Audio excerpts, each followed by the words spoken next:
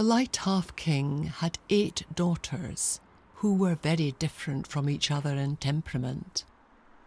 The 4th daughter, known as the ugly Light Half Princess, although beautiful, was considered the least beautiful, but by all accounts was the brightest. She had the kindest honey bear maid, and lived a life more pleasant than most. She had hundreds of suitors, including the vicious Light Half Knight, who was the most fearsome half knight in the Light Country. He showered her with exquisite presents. More often than not, her maid exchanged them for intoxicants for her own delight. She preferred inebriation over sobriety. Nothing for certain could explain why the ugly Light Half Princess, one day, the day after her father's 9th wedding, mysteriously vanished from the Light Royal Palace and from the Light Country.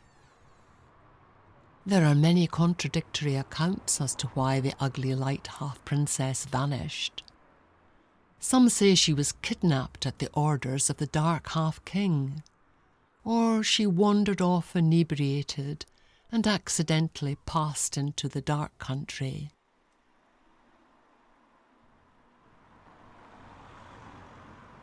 Or the prospect of having to marry the repugnant, vicious Light Half Knight made her run away.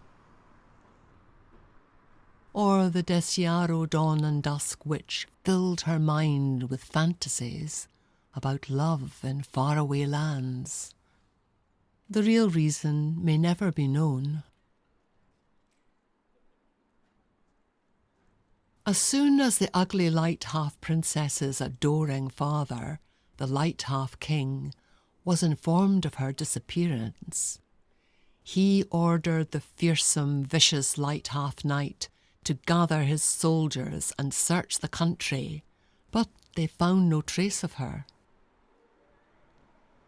When the half-princess was a young child, she fell from her pony and hurt her head badly, and from then onwards she always preferred to have her eyes closed. As much as the Light Half King loved his daughter, he knew she was not normal, and he took solace from that thought.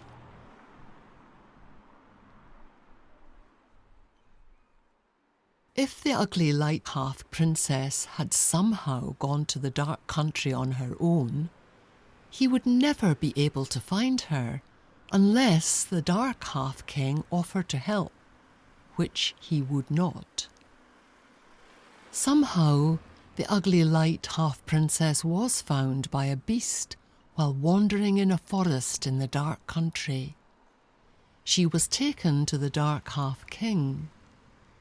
Even though he despised her father, who he considered weak-minded, he treated the half-princess with courtesy and welcomed her on the condition that she accept the beast's way of life.